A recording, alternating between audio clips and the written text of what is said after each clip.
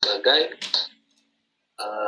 konsumsi makanan ya, sebagai kebutuhan yang dibutuhkan sehari-hari ya. Ada sini ada lipid, ada karbohidrat, ada protein, juga ada klorofil jika itu pada daun. Nah, biasanya hasil produk ini adalah mayoritas adalah metabolit primer, yang itu biasanya diperoleh dari hasil fotosintesis. Juga ada beberapa set bagian namanya metabolit sekunder.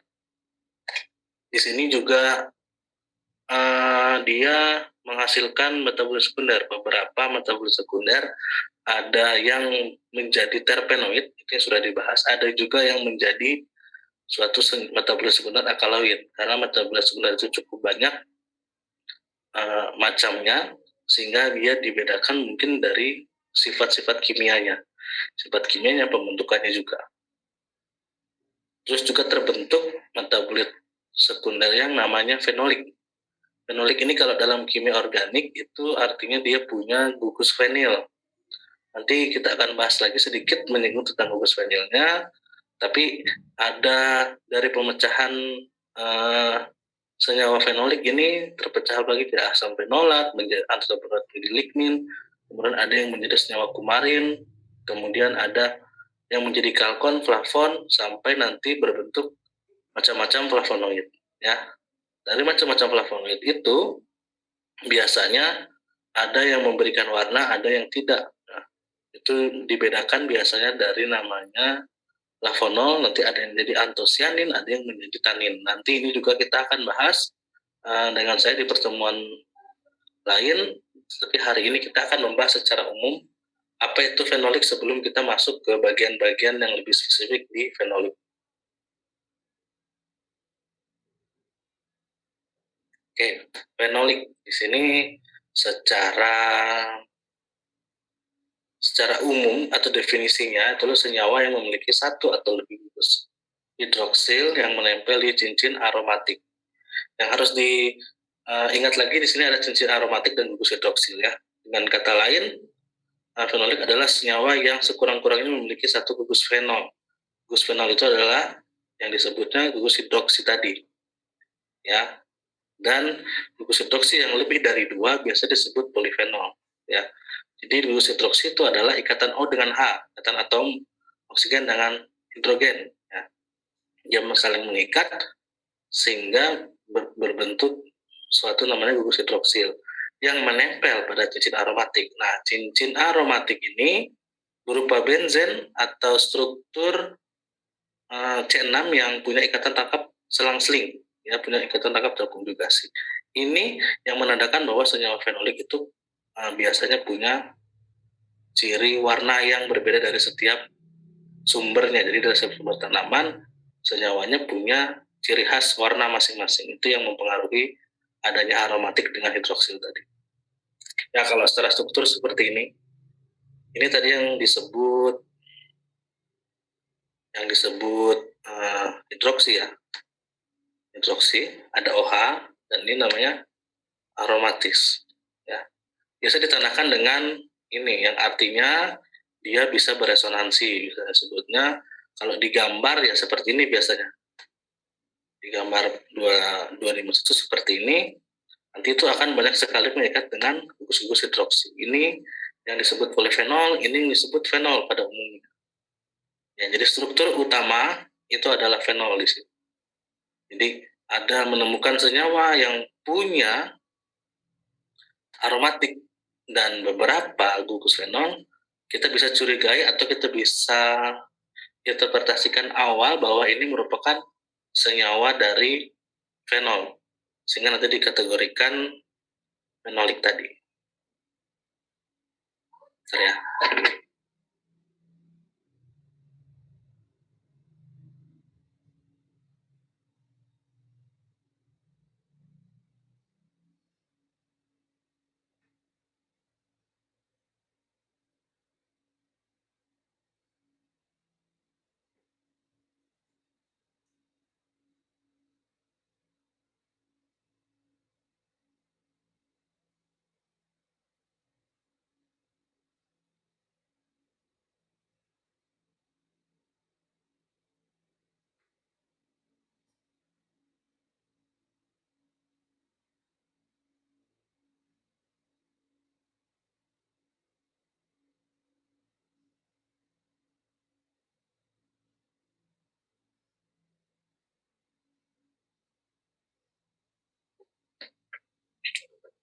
Oke, karena ini merupakan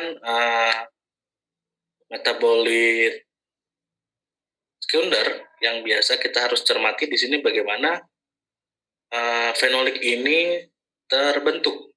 Bagaimana fenolik terbentuk, dari sifat apa dia terbentuk, dan ini harusnya terbentuk secara alami. Biasanya disebut dari segi-segi biogenetiknya, bagaimana dia terbentuk, ya. Dimana kalau tadi kita melihat di awal, hasil dari produk fotosintesis itu berupa metabolit primer. Metabolit primer ini terpecah lagi, tergantung dari bagaimana kita memetabolismenya dan kita mengambil satu jalur, ya, mungkin sudah banyak dibahas. Di sini fenol itu paling banyak berasal dari jalur sikimat atau asam sikimat. Ada juga yang berasal dari asam malonat. Kemudian ditemukan juga fenol yang berasal dari kombinasi keduanya, yaitu biasa disebut flavonoid. Jadi flavonoid itu lebih banyak lagi spesifikasinya, biosintesnya seperti apa itu sudah ada di flavonoid. Kalau untuk fenolik pada umumnya dia terbentuk dari hasil metabolit primer, ya. Jadi sebenarnya metabolit primer sebuah karbohidrat kemudian melalui jalur metabolisme masing-masing, ada yang sikimat dan ada yang asam malonat. Nah, itu menghasilkan dari struktur kita melihat ada banyak sekali hidroksi untuk di sikimat, sedangkan di asam malonat lebih banyak dia ada gugus-gugus ester, ya. Jadi ada beberapa fenolik lagi spesifik yang memang lebih banyak di jalur sikimat kalau kita melihat dari strukturnya atau sifat kimia. Nah, ini jalur sikimat ini merupakan satu contoh dari suatu biosintesis dari asam fenolat, ya.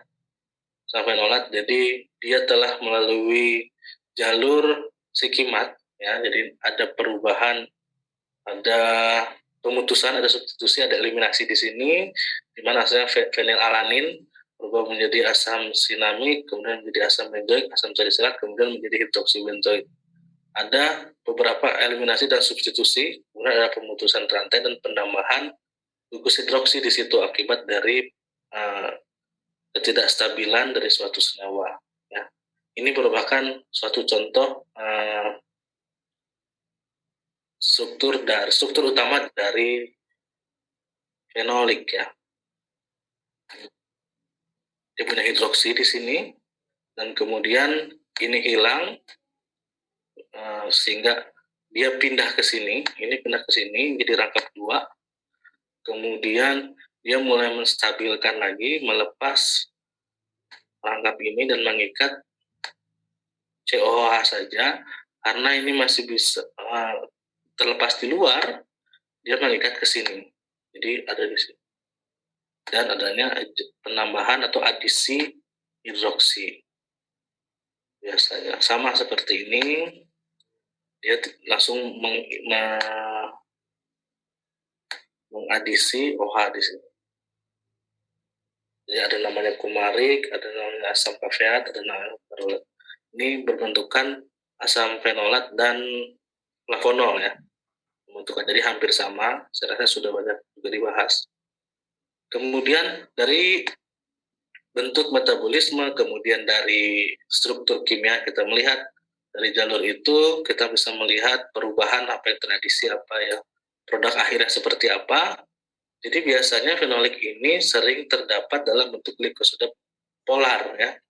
Bentuk glikosida polar. Di sini yang digarisbawahi adalah glikosida polar, di mana kalau polar ini punya kelarutan, ya. Kelarutannya dia paling tidak larut, hanya baik larut dalam pelarut organik yang bersifat polar dan air, ya. Di mana memang yang membuat dia polar tadi adalah punya gugus hidroksi. Perlu diingat glikosida merupakan gugus gula, salah satu gugus gula. Nanti juga kita akan bahas tentang senyawa glikosida yang berhubungan dengan fenolik ini. Glikosida ini sudah berbentuk polar dan rata-rata memang OH ini adalah penyusun dari glikosida tadi. Jadi semakin banyak hidroksi ini, kita paling banyak mengetahui bahwa senyawa yang banyak OH-nya itu lebih polar. Kalau dia lebih banyak hidrokarbon, ikatan C dengan H itu biasanya dia lebih non-polar. terus cenderung berlarut dalam air karena umumnya gula glikosida. Terus terdapat pada vakuola sel yang ada dalam tanaman. Kemudian karena dia berupa senyawa aromatik sehingga semuanya menunjukkan serapan kuat di daerah UV. Ini ada hubungannya nanti dengan pengukuran dengan menggunakan instrumen spektroskopi yang mengacu pada gelombang elektromagnetik. Ya, nilai UV itu nanti akan dibahas lagi di metabolisme. Kemudian dari hasil metabolisme dari semua itu ditentukan sifat, kemudian akhirnya bisa ditentukan bagaimana peran dan aktivitas farmakologi pada umumnya secara fenolik.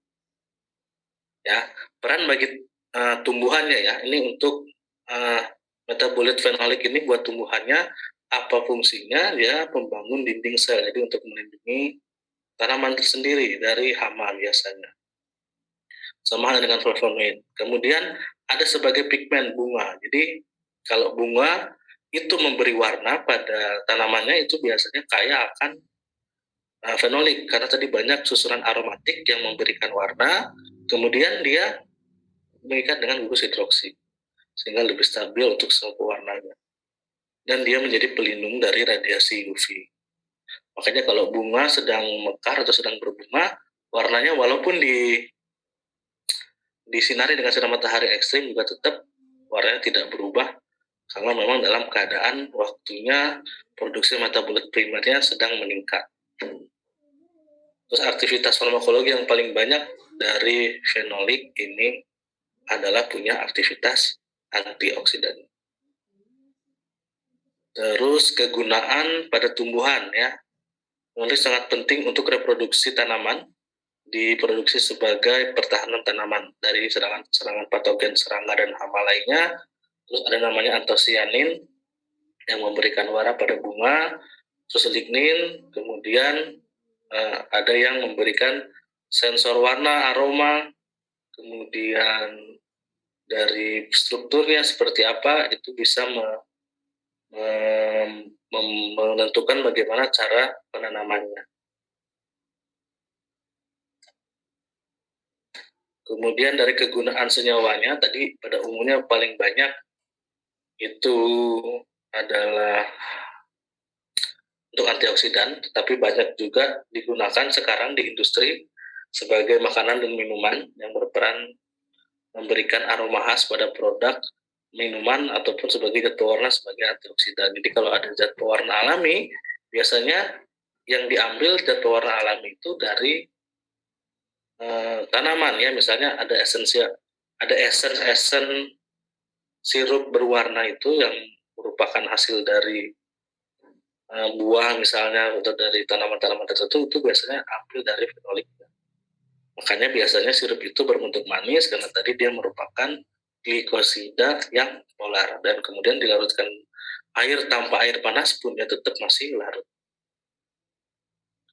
Kemudian pada industri farmasi digunakan sebagai antibakteri, anti jamur, antioksidan, kemudian sedatif, anti kanker dan lain-lainnya.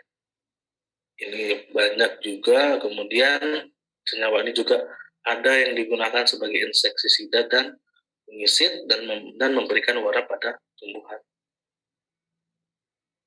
Oke, ini adalah salah satu klasifikasi besar dari senyawa fenolik. Kalau kita melihat dari susunan strukturnya ya, strukturnya bahwa yang paling sederhana saja dia harus punya minimal C6, di sini strukturnya C6. C6 ini ditandakan tadi cincin aromatis tadi atau suatu benzen ya. Itu sudah merupakan ciri dari fenolik sederhana. Itu rumus utama ya, tetapi biasanya harus dia mengikat dengan gugus hidroksi tadi.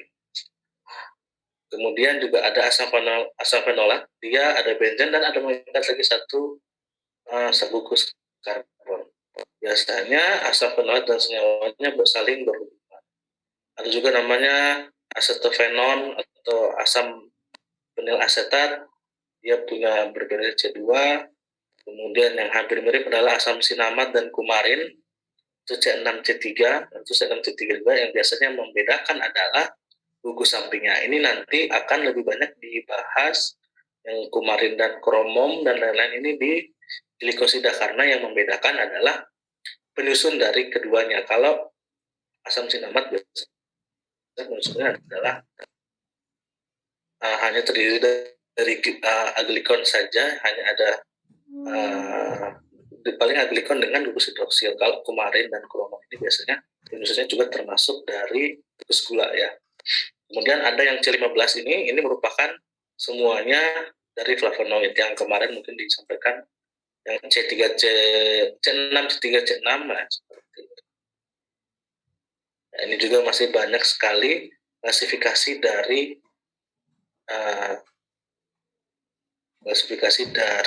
fenolik ya. Ada lignan, lignin, tanin. Jadi kita akan bahas.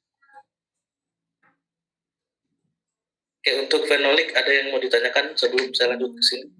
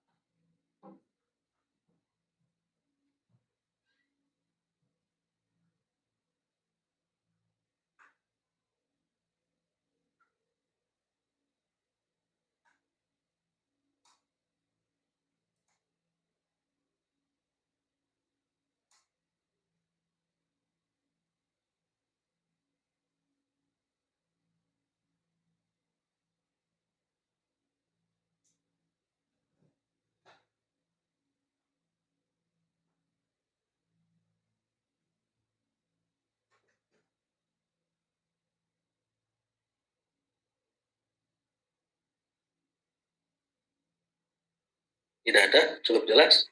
Oke, kita lanjut. Kalau begitu,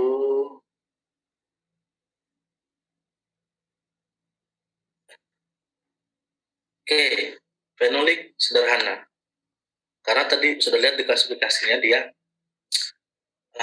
harus kalau secara struktur ada C6, kemudian dia mengikat lagi di sini memiliki gugus OH saja. Jadi kalau secara umum seperti ini, jadi dalam ilmu kimia organik ada berbagai macam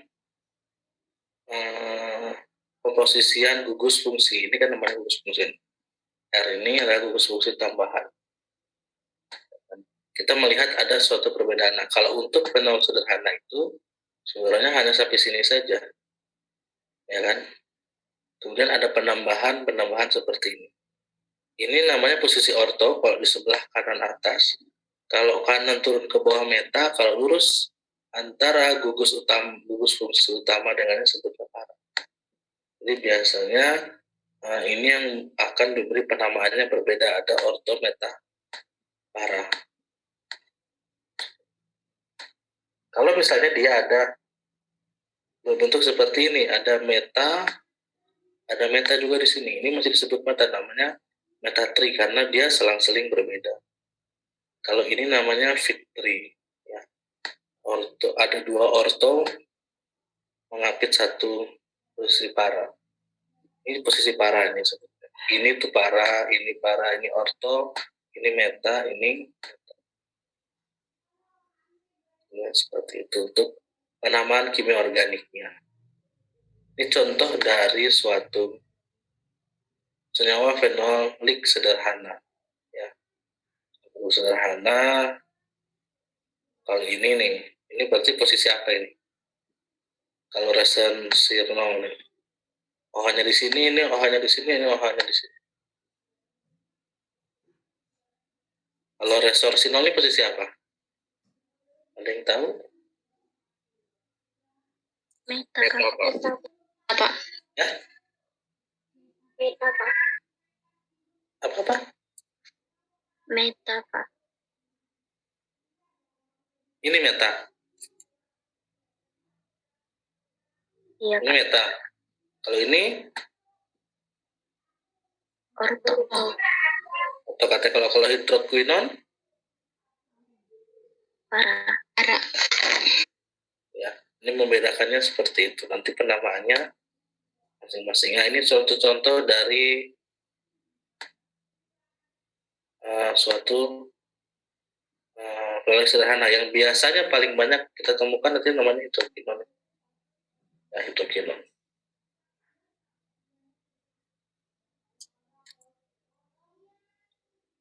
Kemudian selanjutnya ada asam fenolat.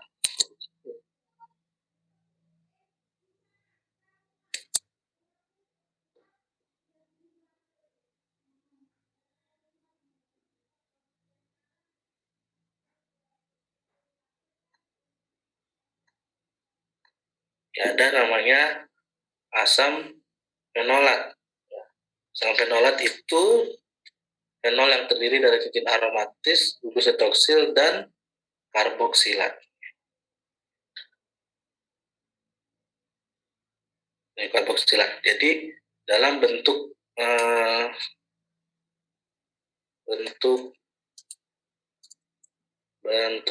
asam fenolat, ya, dia terbagi ada namanya nanti tambahan amida. Ada juga yang ester. Kalau yang ester tidak larut dalam etanol. Kalau yang glikosida larut dalam etanol. Kalau ester ini itu yang biasanya ada gugus karboksilat. Kalau ini yang hidroksilnya mungkin lebih dari satu. Kalau yang bersifat bebas ini sangat jarang. Jadi yang paling banyak itu amida. Amida itu ada N, kemudian ester itu lengkap 2 biasanya. Kalau ini dia berbentuk dengan banyak hidroksi.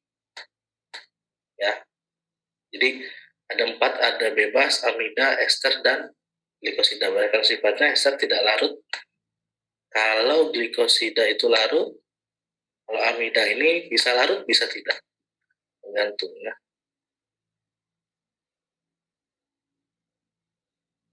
Kemudian memiliki cincin benzen, sebuah gugus karboksilat, kemudian satu atau lebih gugus hidroksil atau metoksil pada molekulnya. Yang dibagi lagi klasifikasi dari suatu asam fenolat itu ada namanya asam hidroksibenzoat, ada namanya asam hidroksisinamat. Ya, yang membedakan kalau ini masuknya yang benzoat asam fenolit sederhana dan turunannya ya, pokoknya dia hanya ada tambahan 1 karbon. Kalau ini ada 3 karbon. Ya, membedakan ada benzen dan 1 karbon. Kemudian ini adalah rumus tata nama dari asam hidroksibenzoat. Kalau kita lihat di sini ada apa ini namanya?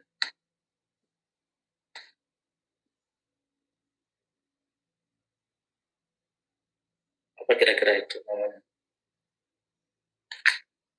Ester ya, Pak. Nah, merupakan ester. Kemudian di bawahnya ada hidroksi ya. Kalau ini bisa diisi dengan apa aja. Salah satu contohnya asam salisilat. Asam salisilat itu jika R3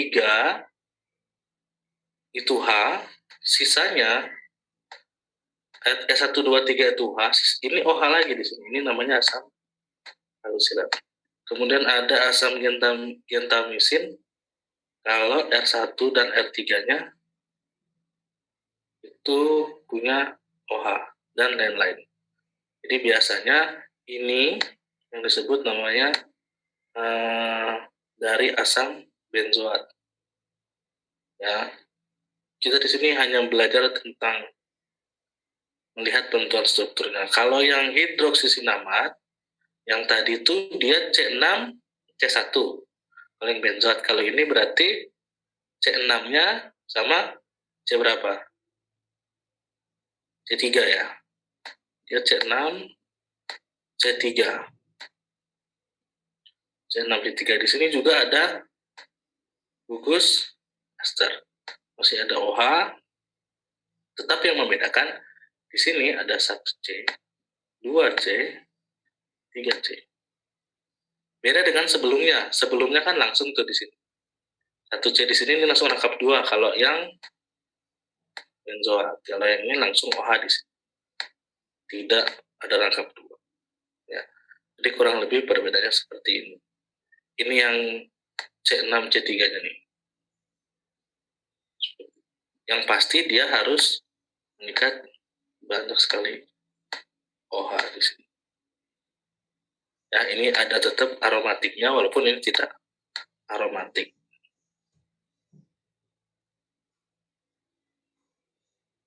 Oke, ini contoh-contoh dari keduanya tadi, asam hidroksibenzoat dan asam hidroksisilinamat. Ada senyawa namanya asam galat, asam vanilat, asam siriangat, asam salisilat, asam ferulat dari silimamat, kemudian kafeat, terus parakumarik atau sinapik. Biasanya kalau kalian menemukan senyawa yang ada tulisan P-nya, ini dia menandakan bahwa ini para ya.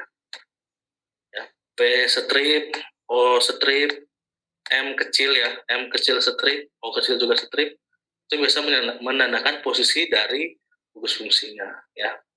Jadi ada kumarik di posisi para, gitu. Entah dia di sini atau di sini. Ya.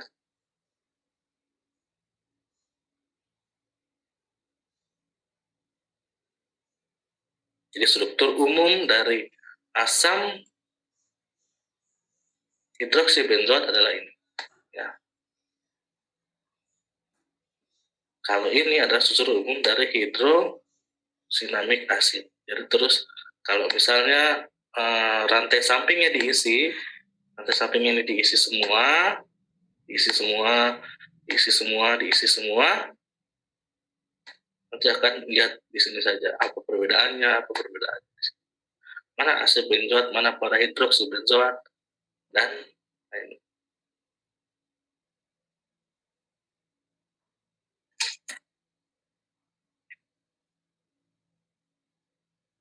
Kemudian setelah asam fenolat, ada namanya fenilpropanoid ya. Di sini didefinisikan bahwa asam fenilpropanoid adalah senyawa fenol alam yang mempunyai cincin aromatik dan rantai samping terdiri atas 3 karbon. Pokoknya ada fenilpropanoid sederhana, ada kumarin, ada lignan. Di mana juga salah satu contohnya adalah yang tadi sisinamat tadi, juga termasuk fenoloid. Nah, berarti kalau fenilpropanoid berarti C6 berapa? C6, C1, C2, harusnya C3 ya. Kan karena dia yang sederhana itu hanya sebuah hidrosisinamat, jadi dia hanya terdiri dari C6 dan C3. Karena tadi di sini disebutkan ada rantai sampingnya terdiri dari 3 karbon. Jadi dari suatu aromatik yang C6, kemudian dia rantai sampingnya karbonnya 3, otomatis ya 3. Kalau kumarin ini adalah lakton asam ortohidrosinamat ya. Contoh dari orto. Jadi lakton asam, jadi ada penambahan lakton pada asam hidroksisinamat ya. Kalau lignan merupakan dimer lain dari fenilpropanoid. Jadi ada suatu struktur utama dari asam hidroksisinamat dan nanti akan disebut lignan dalam suatu dimer lain. Ini kita akan coba.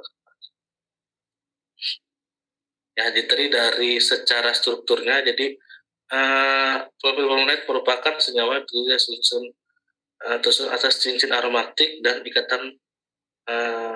ikatan samping tak jenuh. Ya. Apa maksud dari tak jenuh? Ada yang tahu tak jenuh apa?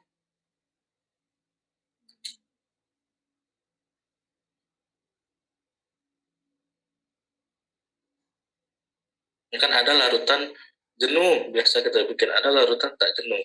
Jenuh berarti dia tidak punya lagi kemampuan, masih punya kemampuan melarutkan. Makanya biasanya ikatan ini berhubungan dengan kelarutan. Kalau dia larutan jenuh, ya sudah tidak bisa punya kemampuan lagi untuk melarutkan. Sama lah kayak kita hidup sudah jenuh, kita tidak sanggup lagi kita melakukan itu. Kalau kita belum jenuh ya kita masih bisa. Jadi ini bagus kelarutannya. Sehingga dia punya sekali aroma dan cita rasa tumbuhannya sendiri. Jadi biasanya asam dari fenilpropanoid ini dia punya aroma khas dan punya rasa yang khas. Ya. Terus juga terdapat dalam fraksi minyak atsiri, jaringan tumbuhan lain. Minyak atsiri ini mungkin salah satu dari terpenoid ya. Terpena steroid biasanya juga memiliki senyawa fenol di situ yang mengikatnya. Biasanya fenilpropan juga larut dalam lemak. Jadi dia merupakan ekstrak ether. Jadi mungkin tadi yang tidak larut dengan polar. Ini yang fenilpropanoid tidak larut dalam polar. Ya, contoh senyawanya ada eginol, ada anetol, ada miristisin. Coba kita senyawanya. Nah, ini biasanya dikategorikan suatu minyak atsiri. Suatu minyak atsiri, dan egenol tadi berasal dari cengkeh, anetol berasal dari apa tadi anetol? Adas ya. Ya, adas. Dan ini miristisin jadi pala-palaan. Ini biasanya nama ini berasalkan dari nama genus, bisa nama ini dan lain-lain. Egenol ini dilihat di sini ada aromatik, ada hidroksi. Ini ada C-nya 3, ya kan? Itu 1, 2, 3. Ini juga sama. 3. Dan ini juga sama. 1, 2, 3. Yang membedakan di sini dia merupakan aromatis dan ada beberapa yang tidak mengikat dengan OH. Anetol ini dia mengikat dengan CO dan H3. Sama seperti ini ya. Ada metoksi namanya. Ini namanya metoksi. Jadi ada O mengikat dengan CH3 sebutnya ini metil, dengan ini oksigen. Jadi metoksi. Jadi bisa berubah hidroksi ataupun metoksi. Tapi harusnya pada umumnya ada hidroksi. Sama seperti ini mengikat hidroksi dan metoksi. Biasanya yang mempengaruhi ini warnanya, ini adalah aroma-aromanya metoksi. Nah, makanya ini agak lekat dengan terpenoid karena dia banyak unsur hidrokarbonnya walaupun ada senyawa aromatik di setiap hasil dari senyawanya. Kemudian kumarin, ya. Kumarin secara umum merupakan golongan senyawa fenilpropanoid yang memiliki cincin lakton lingkar 6 dan memiliki inti 2H1 benzopiran dengan rumus C9H5O2. Kemudian kumarin merupakan metabolisme berupa senyawa atsiri yang terbentuk dari turunan glikosida non-atsiri. Jadi dia adalah suatu glikosida non-atsiri walaupun terbentuk dari senyawa atsiri. Senyawa atsiri ini tandanya bisa terpenoid, tapi dia adalah glukosa non-atsiri saat makin lama. Jadi dia di sini ada yang membedakan ada cincin lakton. Kemudian ada inti dari benzopiran. Intinya sih benzopiran. Seperti apa? Nah, yang mana lakton biasanya? Ini ya lakton. Dia kalau misalnya ini ya kita lihat di sini. Ini aromatik, ini OH. Dalam aromatik tidak ada masuk atom lain. Nah, kalau untuk lakton seperti ini, ya dia dimasukin O, dimasukin O dalam suatu lingkaran. Tadi kan disebut lakton dalam suatu lingkaran. Dia masuk dalam susu seperti benzennya, tapi tidak disebut aromatik dan benzen. Ini bukan merupakan benzen ataupun aromatik. Aromatik adalah yang punya ikatan akap atau bisa dikasih tanda bundar seperti itu di dalamnya, tanda bundar seperti ini. Terus tulis di rangkap terang seperti ini namanya aromatik. Kalau ini namanya cincin lakton. Ya. Pokoknya ada suatu siklisasi yang ada penambahan dari gugus lain itu sebutnya lakton. Jadi dia masuk di antara ini. Kalau begini kan semuanya kalau tidak ditulis ini semuanya adalah C. Ini karbon, karbon, karbon, karbon. Tapi kalau ditulis begini berarti ini bukan karbon. Sama hal seperti ini dan lain-lain. Ini yang membedakan. Ini contoh senyawa kumarin ada namanya scopoletin dari kentang, juga ada umbelliferon ada di kumarol dari beberapa tanaman. Ini umbelliferon dari bunga-bungaan, ini juga dari bunga-bungaan. Makanya tadi disebut glukosa non atsiri. Jadi bunga ini biasanya punya wangi yang khas, terus punya warna yang khas, aroma yang khas. Paling tidak kalau atsiri itu biasa berhubungan dengan aroma dari bunga, tetapi dia lebih banyak penyusunnya adalah di sini ester dan karboksilat, sehingga aromanya terdegradasi tetapi punya fungsi nutrisi. Ya. Yang kalau kita lihat bunga ini hasil struktur senyawanya hanya berbeda, punya metoksi saja pada kentang. Nah, jadi memang bisa dimakan. Jadi kalau ada bunga-bunga yang bisa dikonsumsi, biasanya punya kumarin. Ya, karena dia punya glikosida, tapi dia glikosidanya non atsiri, tidak memberi aroma sekuat minyak-minyak atsiri pada fenilpropanoid sederhana tadi. Kemudian salah satu golongan dari apa tadi namanya ini fenilpropanoid ada lignan, neolignan, dan lignin. Ya, lignan merupakan dimer atau oligomer dari monolignol. Ya, monolignol itu terdiri dari para kumaril alkohol, contohnya para kumaril alkohol.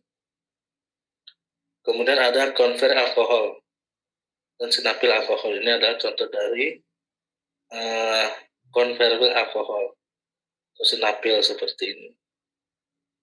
Ini juga ditandai dari satu benzen ada 6, ada 3 ya, 3C. Jadi ada 9 karbon ya di sini, ada 9 karbon, ada OH. Yang membedakan nanti adalah masing-masingnya metoksinya ada lebih dari 1, ada lebih dari 2. Ini struktur dari lignan.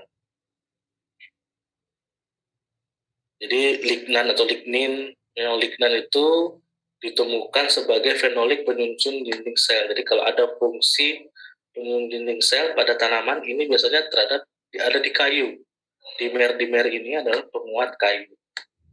Dan dia punya ketahanan yang baik lah terhadap cuaca. Ini menjadi pelindung juga karena tidak larut dengan air. Jadi dia tahan atas kelembapan, kemudian bentuknya kompleks. Dia sangat stabil. Ya. Jadi lignin ini biasanya kayu-kayunya yang tahan. Jadi dimer lah, pelindung ataupun apa namanya ya. Biasanya tanaman ini umur panjang. Kemudian sedikit tentang identifikasi kualitatif. Ini yang biasa dilakukan kalau praktikum itu screening fitokimia ya. Jadi dilakukan uji kualitatif. Kita misalnya ingin mengetahui tanaman ini punya kandungan fenolik atau tidak, dilakukan secara sederhana.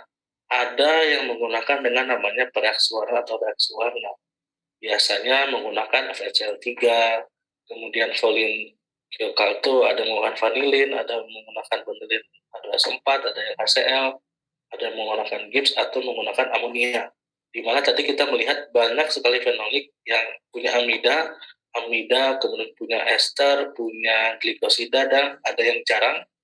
Ini akhirnya untuk identifikasi awalnya itu berbeda-beda kelompok masing-masing. Kalau tadi yang di sini ada vanilin HCl pekat, dia resorsinol. Ini tadi adalah fenolik sederhana, ya kan? Resorsinol tadi itu yang menentukan posisi ortometapara tadi. Kemudian FeCl3 ini biasanya dia mereduksi sehingga berubah warna. Kalau volin ini untuk hidrokinon, ini biasanya hidrokinon ini kan menyusun banyak sekali. Hidrokinon itu kan tadi fenol sederhana, dia menyusun bisa menjadi penyusun sehingga disebut polifenol. Nah, biasanya reaksi ini digunakan untuk penetapan kadar polifenol. Jadi banyaknya fenol itu yang terkandung dalam suatu tanaman diujinya bisa menggunakan foliculture. Ya. Ada yang Gibbs untuk beberapa jenis dari asam fenolat, uap amonia juga dari asam fenolat untuk mendeteksi amonia ini, mendeteksi amida yang NN tadi. Tapi ini juga sangat jarang. Nah, ini metode penerapan kadar. Jadi misalnya kita dalam melakukan suatu penelitian di bidang farmasi, ingin mencari suatu kandidat obat,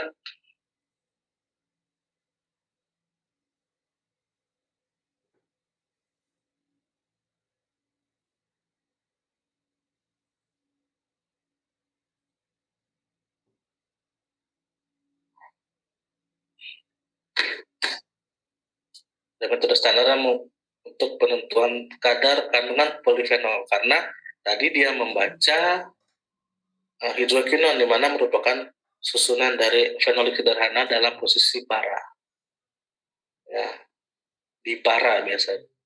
Disebutnya biasanya metode TPC, menggunakan foliculture dengan asam folat sebagai senyawa standarnya.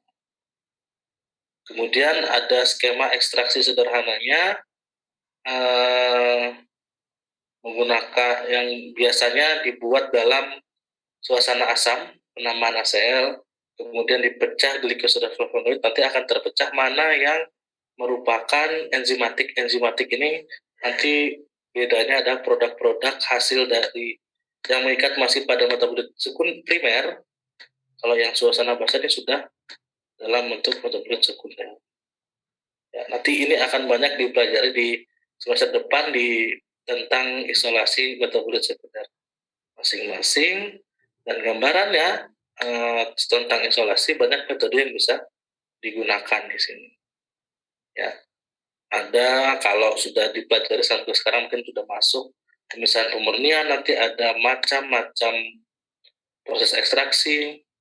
Dia bisa karena fenolik tadi luas, macam-macam preparasi sampelnya, misalnya pembuatan simplisianya, kemudian ini ekstraksinya, kemudian ini bagaimana membersihkan atau clean up isolation adalah memisahkan lagi senyawa atau kompon biasa sebut.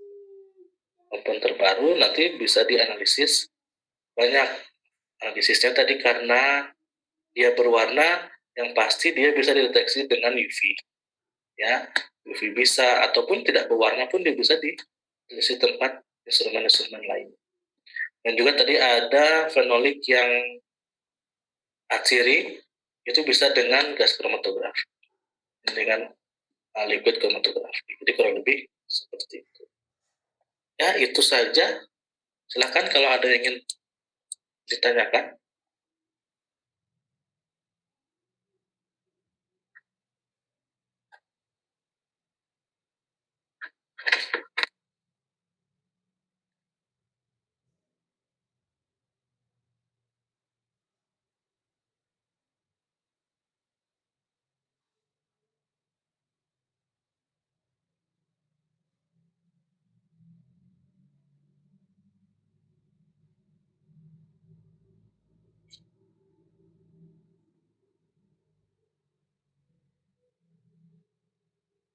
Permisi Bapak, izin bertanya. Ya. Tadi itu kan di kumarin itu kan ada laktonnya tuh Pak. Nah, yang mau saya tanyakan itu, lakton itu udah jadi ciri khas dari kumarin itu, atau lakton ini terbentuk dari hasil turunan juga Pak? Terima kasih. Ya. Kan kalau kita lihat sumbernya flavonoid ya. Flavonoid, saya menjelaskannya tuh dengan struktur ya, cincin aromatik dan rantai karbon. Kemudian kumarin ini kan banyak tadi, banyak sekali turunan kumarin. Tapi secara umum kumarin itu, kalau di sini kita ada isokumarin kalau nggak salah. Isokumarin ada kromon. Ini yang membedakan adalah buku sampingnya. Nah, di sini saya sebut lakton itu memang ciri khas dari kumarin. Mana tadi kumarinnya? Kumarin ya. Dia tetap disebut fenolik karena ada ini dengan ini. Nah, di sini ada lakton, pasti selalu ada lakton, dan turunannya pun harusnya ada lakton. Kalau turunan itu biasanya membedakan gugus samping masing-masing. Scopiletin ini juga merupakan salah turunan dari fenol sederhana. Nah, kumarin ini adalah produk turunan dari fenolik tadi. Ya, jadi kalau kumarin turunannya apa? Ya ini turunan dari fenolik. Fenolik tadi kan banyak gitu. Ya, jadi yang kita bahas satu persatu ini semuanya turunannya. Jadi karena dia turunan, kita peneliti-peneliti yang telah ada untuk mudah kita mengklasifikasikan ini merupakan kumarin atau bukan, dibagilah klasifikasinya, ya kan. Kalau tadi ada yang membedakan berdasarkan struktur, ya kan. Kalau sinimat seperti apa, kemudian sinimamat seperti apa, terus asam fenilpropanoid seperti apa. Jadi tadi kebanyakan membedakan seperti itu untuk mengklasifikasikan saja. Jadi ini semuanya adalah turunan dari fenolik sebanyak ini, ya kan? Yang di mana kemarin sudah banyak bahas flavonoid, dan flavonoid masih banyak turunannya lagi dan sebanyak ini. Ya, jadi fenolik ini akan cukup panjang pembahasannya. Jadi kita akan membahas turunan dari fenolik. Ini merupakan turunan-turunan fenolik. Nah, dari setiap ini diklasifikasikan berdasarkan sifatnya, ya. Kalau misalnya dia punya tambahan lakton, itu kumarin biasanya. Ya, sebagai intinya biasanya ada laktonnya tentu seperti ini tadi disisipkan dalam suatu cincin lakton itu tidak semuanya mengikat karbon. Kalau mengikat karbon semuanya, kemudian dia ikatan akarnya selang-seling, itu benzen, ya. Seperti itu. Siapa tadi yang bertanya? Rajab, Pak. Ya, terima kasih, Bapak. Ya.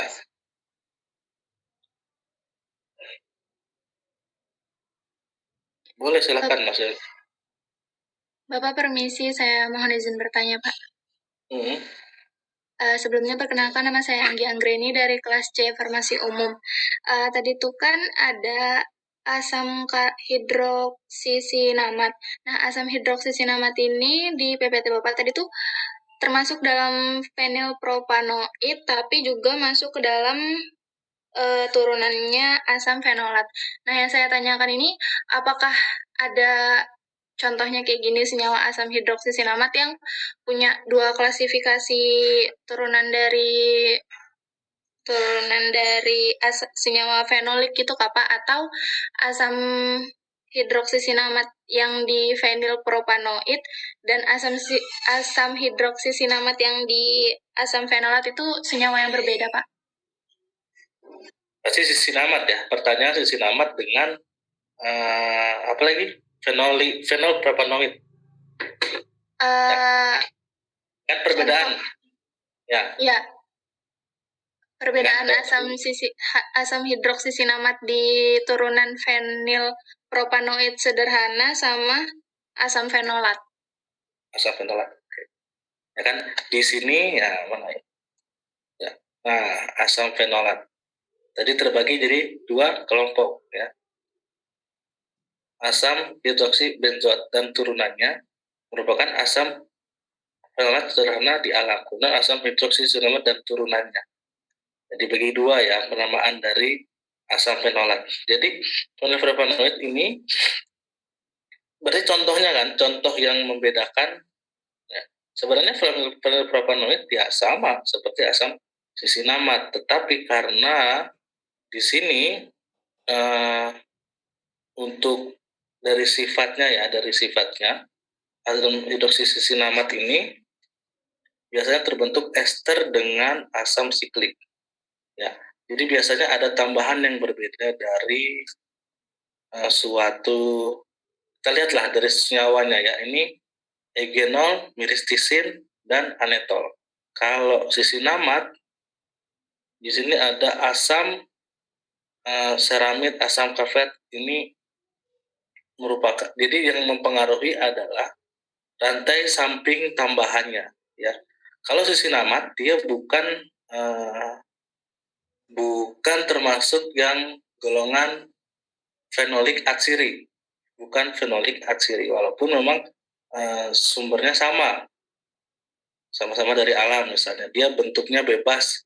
Ya, kalau dari alam ini kan bentuknya bebas, tergantung dia terbentuk dari apa. Nah, kalau ini dia terbentuk dari ester dan asam siklik. Jadi biasanya untuk secara umum sisinamat ini yang membedakan adalah tingkat keasaman dibandingkan dengan kumarin.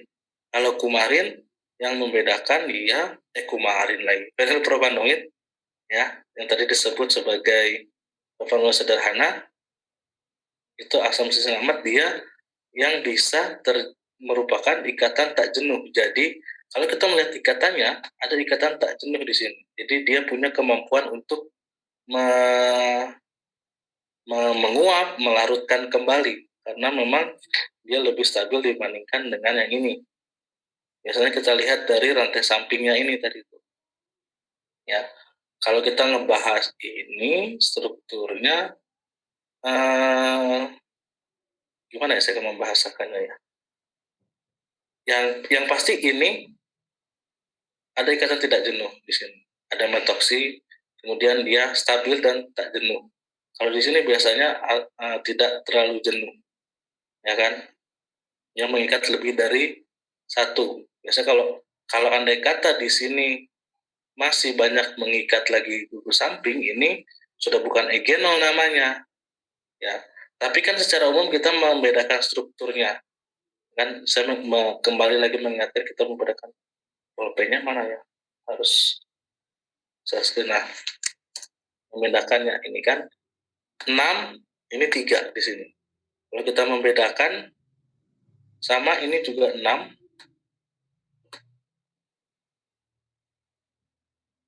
Ini 6. Ini ya. Ini 6.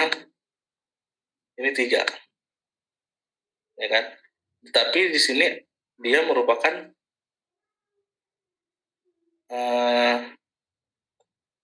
ini. Nah, ini kan struktur umum dari asam disinamat.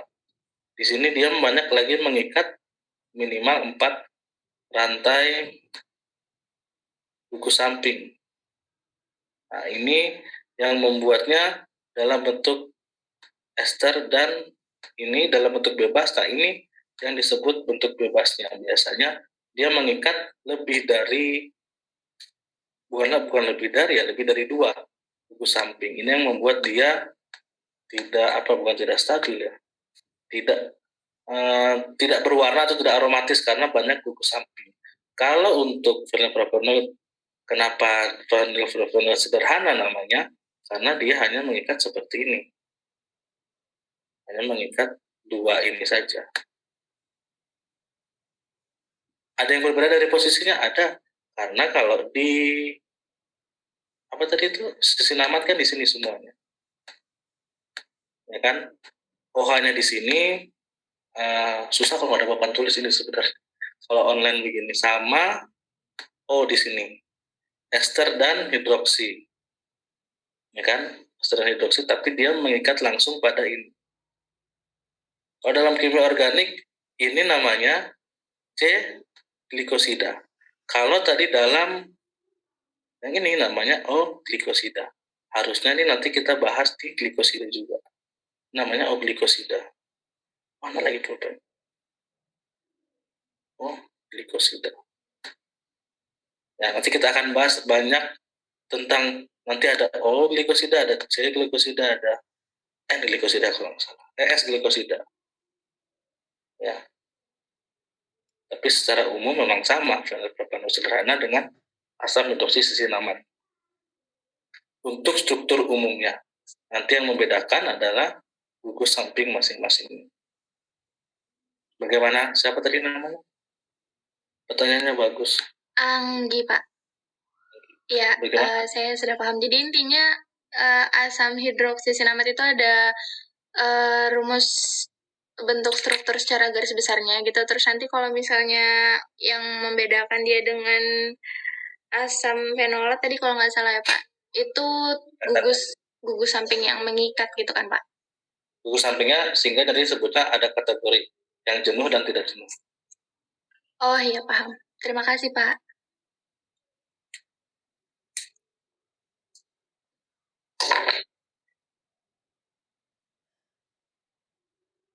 Silakan Mas. Pak. Oh. Pak, saya izin bertanya Pak. Ini mengenai yang benzen tadi. Tadi kan ada ikatan yang para, meta, sama orto. Nah, sebenarnya saya masih bingung Pak. Kenapa sih Pak bisa terjadi ikatan yang kayak gitu Pak? Kan kenapa nggak cuma di satu sisi aja? Terima kasih Pak. Aduh, ini benar-benar kimia organik, bukan kimia organik banget. Di kimia farmasi tidak pernah ada yang menjelaskan. Harusnya sudah sih. Ada Pak, sama Pak Agung. Kemarin dijelasin. Ya kan? Sudah kan harusnya, masa ditanya lagi sih. Kalau itu kan berarti itu benar kimia organik. Pak, bukan. Maksudnya kenapa sih Pak dia tuh nggak ngikat di satu sisi aja Pak? Kenapa dia bisa pindah-pindah gitu Pak? Bisa di samping di meta, di para gitu Pak? Oke. Berarti kita itu bahasnya hidrokarbon. Mata kuliah hidrokarbon. Hidrokarbon itu C dengan H. Ya kan? Kalau C ini punya kemampuan mengikat berapa atom lagi, C. Setelah mengikat H, dia bisa mengikat berapa lagi? 4 kan? Terusnya 4. Susah sih ngegambarnya. Kalau di 3 saya ngajarnya offline di papan tulis. Begini. Kalau hidrokarbon ini C dengan H. Sehingga ini kalau bahasa ini ya bahasa sederhananya dia reaktif ya, bisa disebut reaktif. Dia mencari kesetimbangan kalau mungkin di SMA belajar tentang kimia kesetimbangan. Dan ini biasanya harus diadisi, direduksi ataupun disubstitusi. Bisa dengan H. H ini merupakan hidro ini merupakan sosok bebas di unsur kimia. Di udara, hidrogen, itu ada hidrogen, ada oksigen, ada nitrogen tapi kecil. Nitrogen ini kan udara di atas atmosfer. Kalau oksigen dan hidrogen ini ada di bawah atmosfer. Jadi sekitar kita ini tidak hanya ada oksigen, ada hidrogen. Nah, jika hidrogennya berlebih bisa menjadi H2O. Ya, kontak antara ini dengan oksigen bisa jadi air. Ya, kalau misalnya karbon mengikat, kemudian ada tambahan karbon hasil pembakaran. Misalnya kita membakar kertas, banyak O dan H di hidrogen dan oksigen di udara, kemudian membakar, hasilnya adalah karbon. Karbon mengikat dengan ini bisa jadi karbon dioksida. Ya kan? Si C ini punya sifat yang ingin mencari pasangannya. Pasangannya baru satu, dia harus 4. Ibarat kalau di agama tuh boleh poligami laki-laki. Jadi dia bisa 4 nih istrinya. Ya kan? Dia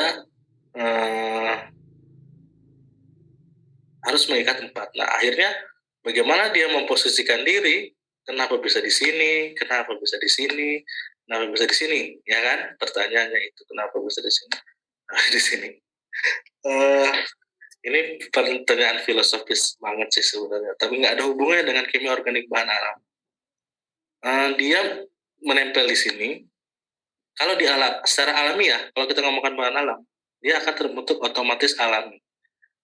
Nanti yang membedakan posisi ini dengan posisi ini adalah jenis warnanya.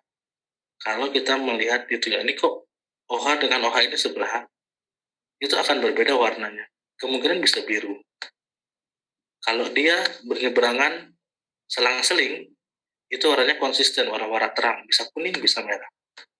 Tapi kalau berhadapan seperti ini nanti fisiknya akan bukan hanya berwarna, tapi lebih punya wangi yang khas dibandingkan yang seperti itu. Kalau di alam ya, hubungan dengan di alam. Tapi kalau dia bisa terbentuk seperti ini, di alam ya terbentuk dari metabolit primer, jalur metabolismenya. Seperti apa dia terbentuk. Seperti itu saja mungkin yang bisa saya sampaikan. Yang pasti ini terbentuk alamiah ya. Kalau di sintesis saya nggak tahu ya, di sintesis apakah proses adisi, proses substitusi, proses eliminasi itu bisa jadi targetnya. Misalnya ada senyawa targetnya penambahan gugus kalkon misalnya, atau flakon, kalkon, dan lain-lain, itu bisa ada targetnya. Tapi saya kurang mendalami sintesis karena sintesis itu terlalu kimia, jadi saya juga bukan kimia murni ya. Yang saya tahu kalau di alam, pemosisian ini membedakan sifat fisik dan kimianya. Pasti. Walaupun sama-sama OH gitu. Bagaimana sahabat tadi? Iya Pak, baik Pak. Berarti kalau misalnya di bahan alam gitu Pak, itu tuh bisa membedakan untuk sifat fisik sama kimianya ya Pak, seperti warnanya tadi, untuk penempatannya. Ya, kalau disintesis kan dia sudah terbentuk di alam, jadinya seperti ini alamiah. Kemudian misalnya si yang posisi para ini punya manfaat pengobatan, ya. Kalau kita uruskan dia punya manfaat pengobatan, ternyata tanaman ini langka atau dilindungi. Contohnya misalnya bunga bangkai itu kan Rafflesia itu kan dilindungi, termasuk yang siklus hidupnya lambat. Ternyata dia punya potensi obat, ya kan? Bisa obat dari hasil alamnya. Ditemukanlah misalnya setelah ditemukanlah struktur yang parah seperti ini. Nah, tapi kita nggak bisa memanfaatkan itu. Akhirnya teknologi sintesis lah memanfaatkan itu biasanya. Di kondisi sintesis itu berpandangan dari hasil alam, jadi tetap melakukan jalur-jalur metabolisme, biosintesis, biogenesisnya dari yang alam. Akhirnya biosintesis itu jadikan sintesis, biasanya dipercepat dengan penambahan apa. Ya, kalau itu nanti tanya Pak Agung bagaimana penambahan di setiap ini, adisi kah, apakah eliminasi kah, begitu. Bagus, nanti ini bisa tertarik kalau pengen tahu tentang itu. Kalau ada lagi silakan.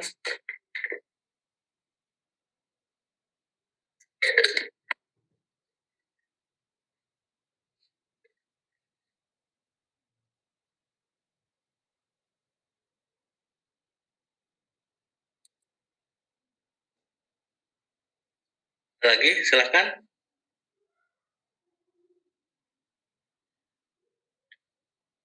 Kalau tidak ada mungkin saya tutup aja, sekian, nggak perlu lama-lama.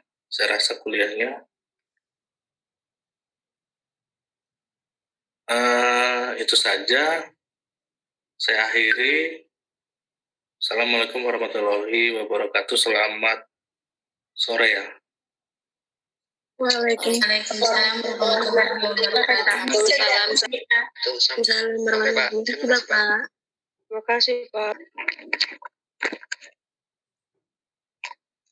Sore anjing. Terlalu lama. Thank you.